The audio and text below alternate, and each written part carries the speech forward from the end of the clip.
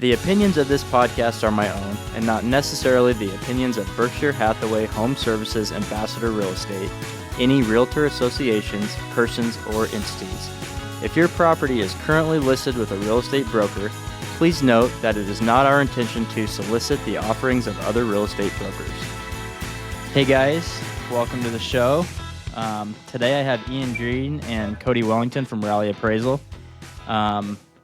I've known Ian for quite some time and got to know Cody here in the last, 2 years maybe, Cody. Through Ian and through some real estate events. And these guys are appraisers, and I'm excited to have them on the show today because, number one, on my podcast, I don't always talk real estate, so I'm excited to talk real estate today. And number two, I feel like the appraiser is always kind of this elusive.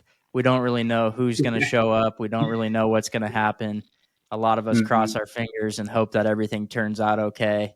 And so it's nice to talk to you guys, put a face to who's out there doing the business, and hopefully give the listeners a little better understanding of the process and what it takes to do so. So both of you guys are UNI grads. BV, right? BV out of Storm Lake. Oh, you were BV, but you knew Ian before college? Yep. Me and Ian grew up. Yeah, so we actually grew up down the street from each other. So okay, that's right. Yep, hanging out all the time. And then when he went to UNI, I went to a couple different colleges first, but then I ended up in Cedar Falls too. So through all that, we ended up back in. So it kind of went full circle on that. So it's definitely who you know. Yeah, exactly. Yeah, for sure. In my case, it was for sure who you know that I got in with Raleigh, honestly.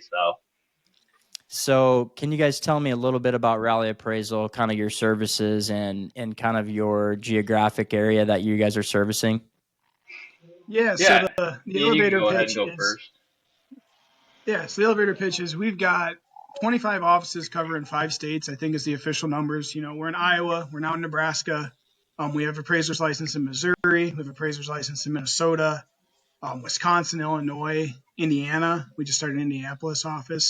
Kind of a full array of commercial and residential and agricultural appraisal services. Each office, maybe does or doesn't have a commercial guy or residential guy or whatever. But kind of the full broad spectrum of appraisal services products. We do.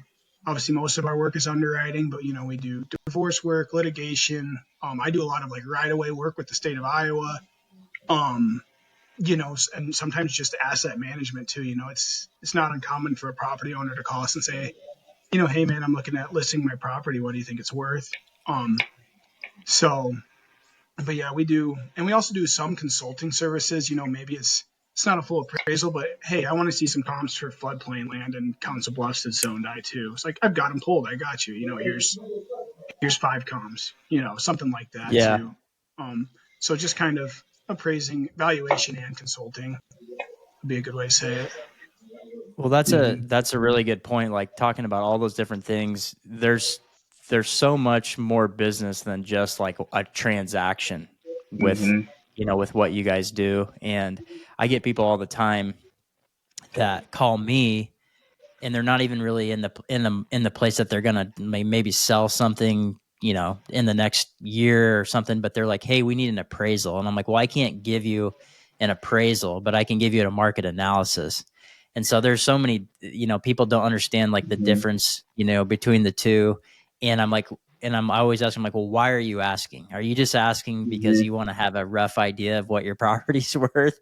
Or do you need this? Like, is there something going on that you need like an official appraisal for? Yeah, it's kind of funny you get that phone call too, because when I tell people I'm a appraiser, they always think I like sell real estate and stuff. I'm like, no, I'm not a real estate agent. I feel like if you're not in the real estate industry, you essentially think everyone's like a realtor and that's it. And there's just so many more jobs inside it. So yeah. Well, there's so many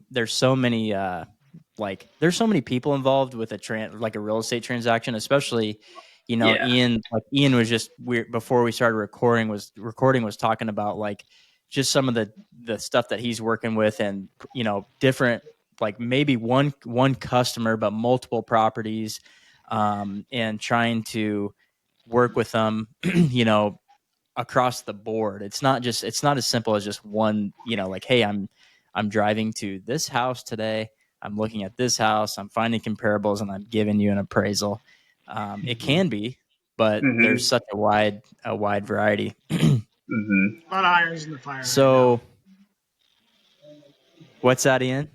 I got a lot of irons in the fire right now. We're busy. That's all right. Good way to That's be. good.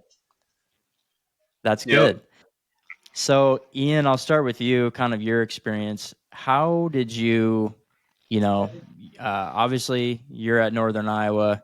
Did you always have were you thinking about this, or how did you get involved? And then what was the process from hey, I'm going to start down this path to, where you're at today? Sure. So it's kind of in my blood, and I never really, acknowledged it. So my family actually has a large, mostly ag auctions, ag sales, but they do sell residential real estate and some commercial real estate in Sac County, Iowa, green real estate and auction. So that's my uncle, that was my grandmother, that's my cousins. So I've always kind of had it. And then I go to UNI. I get a math degree, but I don't want to teach. I was hoping an engineering job would fall in my lap, and turns out you got to go find those. So I joined Rho Epsilon, the real estate organization, just knowing that it's something that is inherently in me, maybe as a green, right? And so I enjoy it. I enjoy the subject matter when I'm adding my real estate minor after I got my math degree. And then I do the golf outing there at UNI, and I play golf with Dave Passmore, who is our CEO of commercial operations with Rally. And we hit it off right away. He kind of explained the day to day. It sounded like something I'd like to do. So then the next spring, I'm an intern at our Cedar Falls office and go to Des Moines and train, and eventually end up in Council Bluffs, Omaha, and starting our kind of Western office here. So it was one of those deals where it wasn't necessarily something I was seeking, but once I was in it, I knew it was what I wanted to do, if that made sense. Yeah, it's really weird because I mean, you've told me a little bit of that story before, and I didn't realize that you had family that was in the business too, because when we were in college together, I was doing the same thing, but I was briefly I went to some of the Rho Epsilon stuff, wasn't really that involved, had no real plan of getting into real estate, but I have tons of family that's in the business. And I was like, oh, I should explore that a little bit. And I just, ended up getting a business degree. I didn't do any, I didn't even go into finance or even the real estate side that UNI offers. I took a couple classes, and then I actually went and did other stuff and kind of circled back to real estate. And then looking back, I'm like, man, I wish I would have just stuck with that, at the beginning, and got that education, and probably made a lot better connections, at that time than I did. And never, looking back, never asked you one time about that, which that would have been pretty early, that you probably weren't going down that path yet, but just interesting. So, Cody, what was your experience like, and how did you get into this business? Yeah, so I mean, I knew about it from Ian doing it, but other than that, I had no experience. Didn't really even know, what they did. And I was actually working sales, and I always told Ian, if anything ever opens up, let me know. And he just called me one day. He's like, "Hey, there's an opening down here in Omaha. Like, what do you think?" And so I went through the interview process, the training process, and all that. And I even when I joined, so for residential, some 2-year degrees count. So I actually joined Rally with the understanding my degree counted, and then when I went in front of the board, they were essentially like, "Hey, this isn't a business oriented degree, so in order to be an appraiser, you actually have to go back to college." Whoops. And yeah, so that threw a whole loop. I mean, now I have a 4-year degree because of that. So I mean, everything happens for a reason. But so I actually went back to college while I just did this. Then got everything I needed, got certified, ended up kind of doing it, and ended up really liking it. And it's been fun and enjoy working for Rally. I think it's a great company too. So what does it take? Ian's, more on the commercial side. Cody's on the residential side. What does it take, from the time that you decide, hey, this is the route I'm going to go? As far as licensing, what's it take to get to your point now? So you have to have so many hours of working under a supervisor. And I'm not sure what the hours are off the top of my head right now. I'm not sure. I don't even want to take a guess. Maybe it. like 1800 or.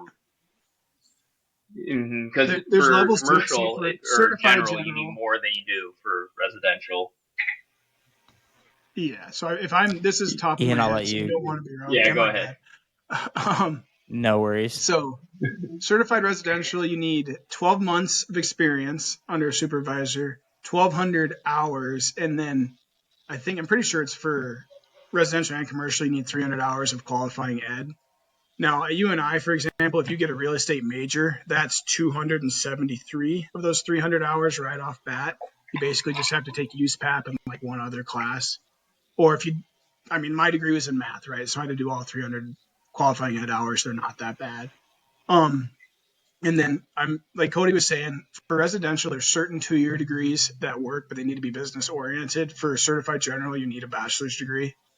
So that's something you'd obviously want to knock off first if available. But then the process is, finding, usually it's a firm, there are just independent appraisers out there. But if someone's willing to take on a trainee, it's usually within a firm like a Rally Appraisal or maybe a Valuation Services here in Omaha or Mitchell and Associates, something like that, right? So then you start logging hours under your supervisor, and usually everybody's supervisor is different, but you probably start just putting in pictures or filling in the zoning map or doing like kind of the more menial tasks before you really get into it, because it is a lot to digest, and that 12 months is, it takes 12 months to really learn what you're doing. But then from the commercial side, it's 1,800 hours in 18 months. So it's a little bit longer because obviously there's a lot more going on. It's a different kind of world. There's on the residential side, there's different types of houses. You got 1 to 4 family, all that fun stuff. But then on my side, I'm appraising an agricultural co-op one day, and I'm appraising a nationally tenanted retail center the next day, right? So there's more to cover. But when I actually got licensed, they recently switched to the 1,800. I actually did 3,000 hours in 30 months before I got licensed. So they cut down their requirements because they're having trouble finding young appraisers. Everybody's phasing out of this gig, so they're trying to make it a little bit easier on you. But kind of the skinny of it is, and part of the issue with people. Part of the issue with people to get into this job is a lot of people just do it individually. It's kind of rare, to see appraisal firms for the most part. A lot of people just kind of get their licensing, start their own gig, and it's a very, kind of simple business you can just run on your own. So people don't want to train other appraisers because you're training your competition. And when they're learning and getting their hours, they're working for, that person's clients. That person's clients are seeing them. And so essentially you're training your competition. And so that's what has been the issue, with getting new people into the industry or, just appraising in general is the whole training aspect.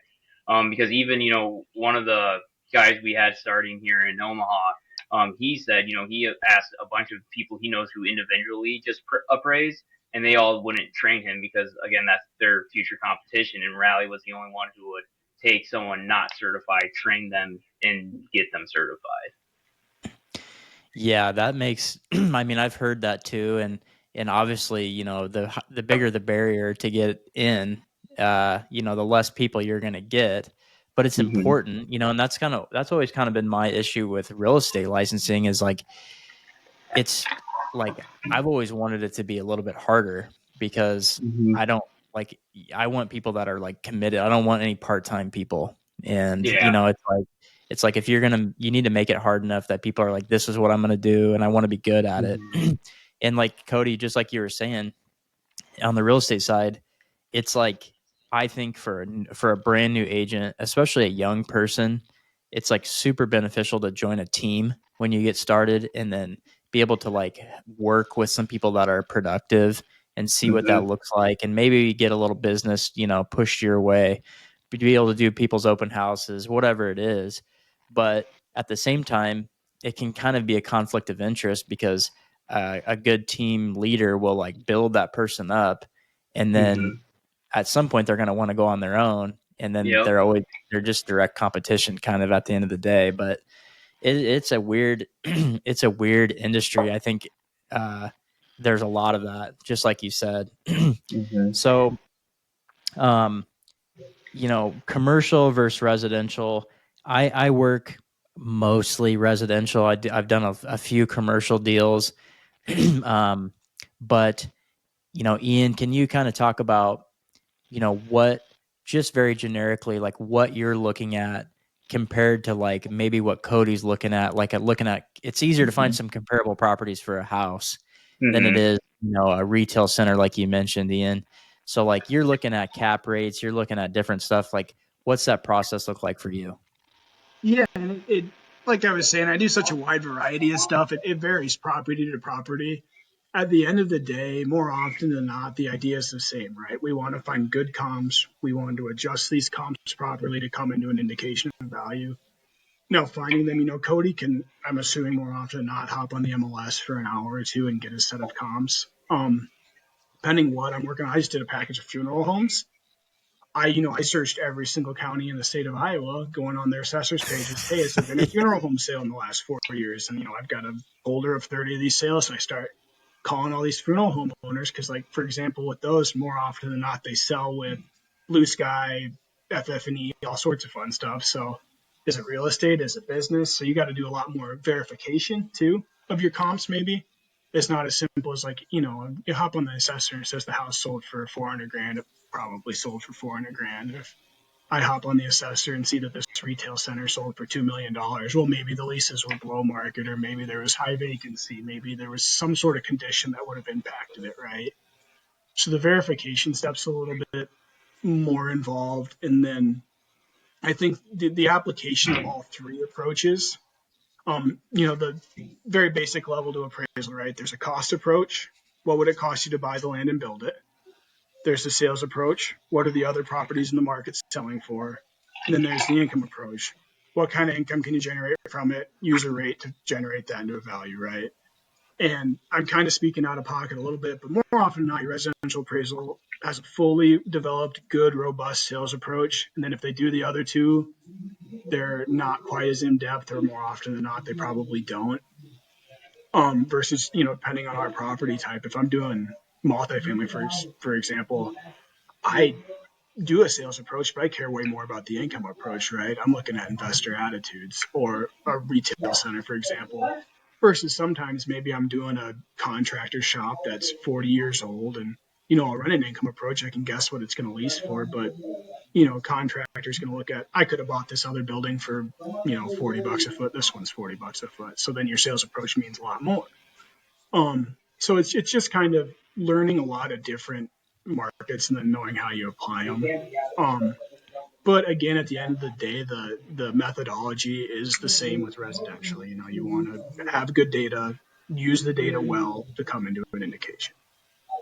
So it's finding it's harder, verifying it's harder, using it sometimes harder depending on what you're doing. But the idea is the same, I guess, if that makes sense. Yeah, that makes really good sense. I mean, for the person that's not, involved with this at all, for a residential appraiser, or even for me when I'm doing a market analysis on a residential property, I'm looking at stuff that's in the similar geographic location, maybe even the same neighborhood. I'm looking at sales, maybe hopefully within the last 6 months, maybe 12 if I have to, and I can find something that's pretty comparable usually. And if I can't, I can kind of pull. I might be able to pull, hopefully pull like 6, 8, maybe 10 properties and kind of come up with, an average price per square foot, or just using kind of some market experience.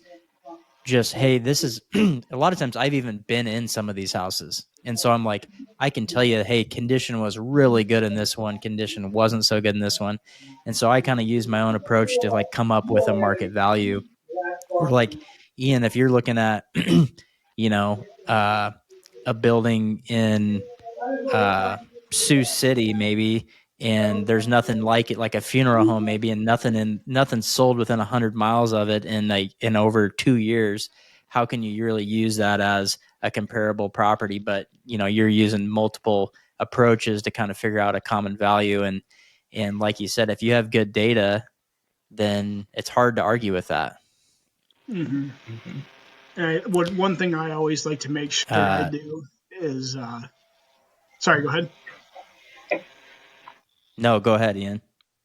is like you said, you're only as good as your data. So what you really need to make sure you do, especially on our side, is look hard, because it's really hard for someone to look at your report, look at the comps you used, and prove you wrong. So it's, hey man, why didn't you consider this sale? Why didn't you consider this lease? So if you've uncovered of your boxes, or another thing I run into all the time is like, hey, you didn't use this sale. Well, yeah, I called the property owner and there was a TIF that was, had a present value of $500,000 and it didn't really sell for that number. So just because you saw it, I verified. So that's why I didn't use it.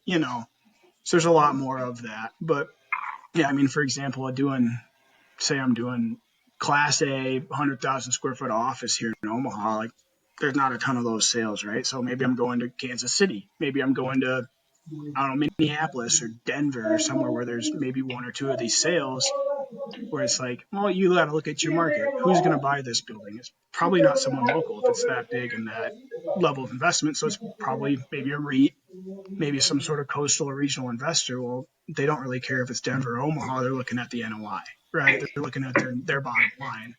So then you feel a little bit better about going 400 miles away for a comp, right? And if you do a robust, good income approach, then as long as it makes sense versus your sales approach, you're good. So exactly like you were saying, it's looking at it from every angle you can, and if it's painting a somewhat common picture, you're close, right? So, yeah. Mm-hmm. Yeah. How often are you, compared to Cody, how often are you actually like boots on the ground on a property? A tenth of the time, maybe. Cody's going on inspections Yeah. multiple days a week, and if pending what I've got, Almost every day. Yeah, versus I'm maybe have one inspection day a week, maybe every 2 weeks, depending on how much and what I'm doing. Like, for example, what I'm in right now, I drove by 10 of these properties, and now I'm not going on the road again for 3-4 weeks, probably. So Mm-hmm. yeah, it's a lot more Yeah, office and then time. there's me. Like, I went out Monday. Yeah, I went out Monday, went out today. I'll probably go out tomorrow too. So, like, I mean, that's one thing that's very different from the residential and commercial is I'm out all the time, looking at houses and stuff. While Ian, like you mentioned, may look at a bunch of properties one day and then not again leave the office for 3 weeks. So Yeah, Cody. So what's your process look like from, the time you receive an order to, going out and inspecting, and what's that look like for you? yeah, and I mean, if I go into too much detail, let me know. But I feel like I just feel like people don't really understand our process. Like, I and agree. I feel like that would be so much helpful. So essentially, an order comes through us, we get it, and then I have a processor who will set that appointment up. I go in the house, and what I'm going to do in the house is I'm going to walk around it, take photos. I'm going to measure the house, make sure the assessor's correct. If it's not correct, then I'm going to kind of change it for the report. Go through. And I don't pre-look at houses either. So because I always get asked that, like, did you see what it was before or something like that? I don't look at the house other than just the assessor page. And I might look at the purchase agreement if it's a purchase too, but that way I go in the house just with an open mind, and just can kind of take it all in. And when I'm in that house, I'm looking for things that are going to help that house, or, just kind of really what's special about the house. And so then, after that, I leave, start the report. And so just kind of the form filling aspect of it. But then what I do is I set the neighborhood boundaries. And then, what I'll do from there is, I go to the highest house that's ever sold in that neighborhood, the lowest house, and what, the predominant values are in there. From there, I look at, in the last 12 months, I always look at, what's the most expensive house that's sold in that neighborhood. And I look at, the lowest. And that just gives me a rough idea, and I always do that just because, neighborhood boundaries are always changing. If I look at houses in the same neighborhood sometimes, but sometimes they're changing. So it's just always nice to know. And then I just kind of start looking at houses and seeing what, is most similar. I look to see what's sold on that street. And we try to always keep it the same style. So unless, it's something weird, I don't compare like ranches to 2 stories or, anything like that. And so I just kind of go through that, find where we're at, and then, just slowly, I guess, go through it all, make sure that the quality's similar, the condition's similar. If it's not, I'm going out pair sales, finding an adjustment for that, just kind of going through that and then coming to my value through that. And then, if you ever are reading an appraisal report and you're kind of questioning, where do they get all this? I write, it's almost a whole page long explaining, the sales approach, because, that is our most accurate approach. And then that way, the realtor, homeowner, the borrower, loan officer, everyone can kind of see and understand, where everything kind of came from and why I did what I did. So, personal question for you. I see more times than not, and you mentioned like, hey, yeah, I'm not looking at that property before I go. That way you keep an open mind. Obviously you have access to the purchase agreement, but I would say, I'm not always, depends on what side of the transaction I'm on, but most of the time, yeah, I'll get the thumbs up. Hey, appraisal's good, met value, no repairs. But when I do see it more times than not, the appraised value is, if the purchase price is 500,000, the appraisal value is 501. So, Yep. what would you say about that? And like, is that just kind of a means to an end? Like, the value's there, and that's kind of where you're going to put it. Well, I always think of it like this. Price is opinion until it becomes fact. So, just even like your phone, like, what to me, your phone might have a different value to you. But then once two people, come together and there's no weird circumstances and agree, then that price then becomes a fact.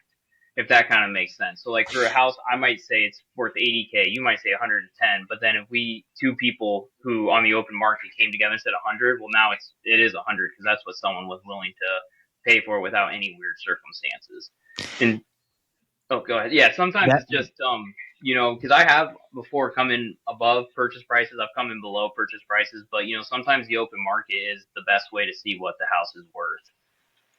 Well, and people would have that argument, like people are like, well, it's worth what someone's willing to pay. And I'm like, yeah, I agree with that. But if they're getting a loan and they're willing to finance $100,000 more than what it's worth, there also has to be something that's stopping that from happening to protect the bank. I'm like, it's not that simple. It's not like, oh, well, yeah, we feel like paying that. And I use the appraisal a lot of times in my, like in a listing presentation. And when I'm trying to talk price with people, I was like, look, we can write you can list this for whatever you want to list it for. But if anyone's going to show up with financing, it has to appraise. And so when I'm pricing something, I'm like, we need to stick with what the market is showing us, because 9 times out of 10, you're going to have somebody finance it. And generally your cash buyer isn't the person that's going to show up and just, fork over all their cash, for a residential property.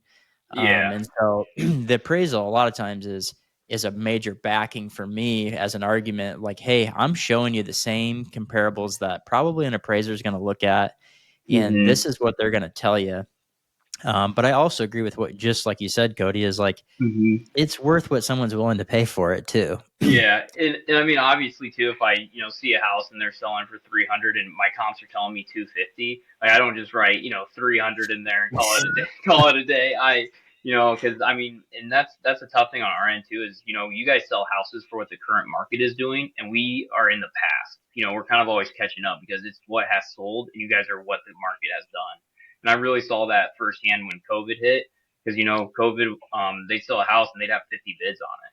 And so then, the house next to it didn't get that. And so then that was such a tough time being an appraiser, just because how did we reconcile all that price change, Yeah. And I had, that's that period of time when it was very, very competitive was definitely the time when I've had the most interaction with appraisers, because they're looking at a purchase agreement. There's maybe an escalation clause with the purchase agreement.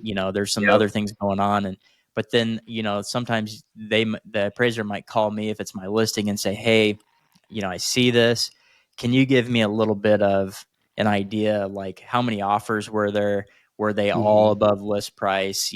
Because just like you said, you're looking in the past, and prices were going up so quick that it was hard to find comparables, even looking back 30, 60 days to make it make sense.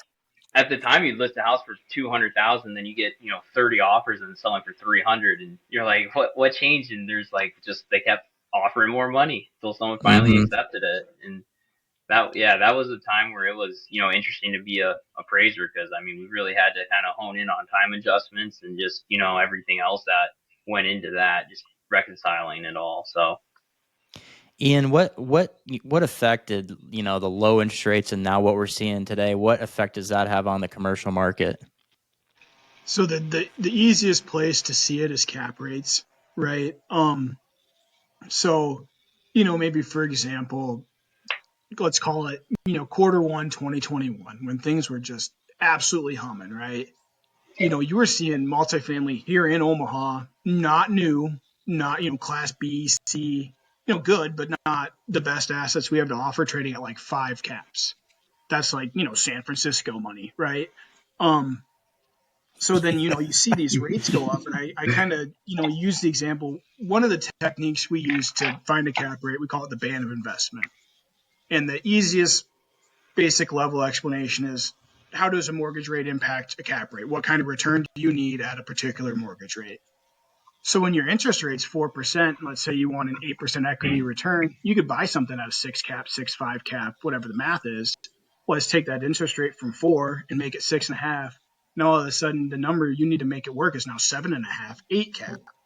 So now, you talk about just basic level stuff. You move a cap rate 1% on, call it 100,000 NOI, you're moving that purchase price $1 million. You know what I mean? So it's like, Yeah. that's how sensitive the rates can be. And you can start to see a lot more creative financing when stuff starts to really hit the wall. So then your cap rates aren't necessarily the best indicators. But the easiest way you see it happen is in cap rates. So like, for example, office, I just did kind of a deep dive into the kind of higher end office. And, we've seen 250, 300 bips increase from, call it beginning of 22 till now. So if you're talking about a 3% increase, 3% increase on a cap rate, again, let's just use 100 grand as your NOI to keep things easy. 3%, 100 grand by 3% is a lot of money, right? So that's where you see it. Now, it's segment dependent too. So like, we've seen multifamily caps also rise with interest rates. Cap goes up, value goes down is the easiest way, right? We've seen the caps rise, but as the caps rise, market rents still just humming. I actually just read on CoStar that Omaha has like the best year-over-year market rent growth of any metropolitan market in the country. So rent goes up, cap goes up, values more or less hold steady. So that's kind of what we've seen, like in the multifamily versus office. Rents aren't necessarily growing. Your caps are going up. You're seeing values decline. Retail rents going up, caps going up, values holding steady. Industrial rents going up, caps kind of holding steady because there's a ton of investor appetite for industrial. So you're still kind of sort of seeing, investors take on 0%, 1%, 2% equity returns on these industrial assets, just playing the upside. But again, it's market dependent. So I'm bad at explaining things on a surface level. So if this is too much, I'm sorry. But well, no, it's not. It's hard to explain on a surface level because, like you said, there's just so many different approaches, and when you're talking commercial versus residential, is people like on a residential purchase, it's much more emotional. They're looking at and they're looking at they're maybe throwing another $20,000 or $30,000 out of property in order to get it bought, and it's not affecting their monthly payment really too much, especially when you have low interest rates.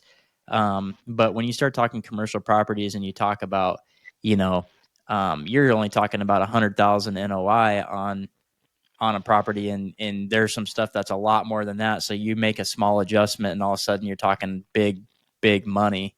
And it's just as simple as that. It's like, are we going to make money or are we not? Like, and right. so it's like, it's completely different. And that's hard to, when you're just used to the residential world and you're just used to, hey, I want to buy a new house or whatever, this is a totally different deal. Motivations. So Market kind of wrap participant things up today. motivations. Yeah. Yeah, Mm-hmm. definitely different. Yeah. And I'm guessing that the phone calls that you get, Ian, when people are mad are different than the phone calls that Cody gets. More often than not, there's still plenty of emotion. Just I can tell whether or not they read my report right away.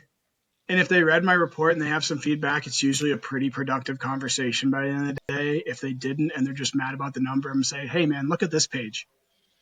Here's why I'm where I'm at. Come back and, tell me, are you going to buy this property at a 3 cap to get the number you want? No, you're not. So neither is the next guy. I'm sorry. But, yeah, it's, I get, yeah. My kickback's usually easier to squash. Yeah, that's a pretty simple. That's a pretty simple conversation to have. Is like, would you do it for that? Because if you wouldn't, why would somebody else? Yeah. To kind of circle back and kind of close out, I had somebody reach out and said I was having you guys on the podcast, and they wanted to know, hey, what's the crystal ball say from an appraiser? Where are we going to be 6 months from now? I don't record the podcast live, so we are today after the election. A lot of people have wild hopes about the real estate market. Obviously, nobody knows for sure, but with you guys being very deep in the business, Ian, I'll let you start. What do you see in the future, and what do you hope to see? Well, when you find the crystal ball, let me know. I want to take a look. We saw rates. That's right here. Rates. There we go. Fed cut rates. Things were coming down a little bit. Everybody got happy. You were starting to see just a little bit of movement. Then, shoot, they're back up. Right? So it's one of those things. This quote unquote soft landing we're shooting for. We'll see if it happens. If it's already happened, will it happen? I would like to think that kind of the worst is over. Certain markets are going to remain changed forever, particularly the office market. But your other stuff, multifamily, I mean, I don't think we're going to see 5 caps on Class B multifamily in Omaha again anytime soon. But they, if they're 7, 5, 8 now, I could see them coming back down in 6, 5, 7 range, right? Because it's kind of, where do we think rates will get to? I mean, they're not going to be in the 3s again, as much as I want them to be. But can we settle somewhere in the 5s, low 5s, upper 4s? Can we settle somewhere near there? Are we done with the 6.5s, the 7s, the 7.25s? Because it's really hard to make an equity return when you're paying 7.25% interest on something that the seller wants a cap that's lower than that. So you got these like negative equity returns that make 0 sense. So my crystal ball says hopefully we land somewhere in the low 5s. If we land somewhere in the low 5s, we'll see some momentum, but probably not the 21 momentum. The 2021, early 22 momentum that we saw. But I would say cautiously or maybe temperately optimistic. I'm not.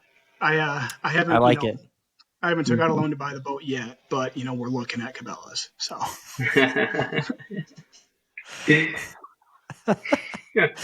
Cody, what do you think? Yeah, kind of in the same boat. I think if we can get the rates down, which I think kind of from conversations having with people in the company, I think next year we're going to see some rates go down. We're going to see some more purchases, more refinances, people getting off that 7%, that high 6 too. So I think that's kind of what we'll start seeing next year, and then hopefully more purchases, more refinances, and keep everyone happy. So cool. Well, I really appreciate you guys coming on today, giving us some insight on your world. If you're in need of appraisal services, reach out to one of these guys, depending on what you're looking at. Rally Appraisal. You can find me. I can connect with you. So thank you guys, and I'm sure I'll see you guys soon. Yeah, thanks for having us, Blake. This was awesome.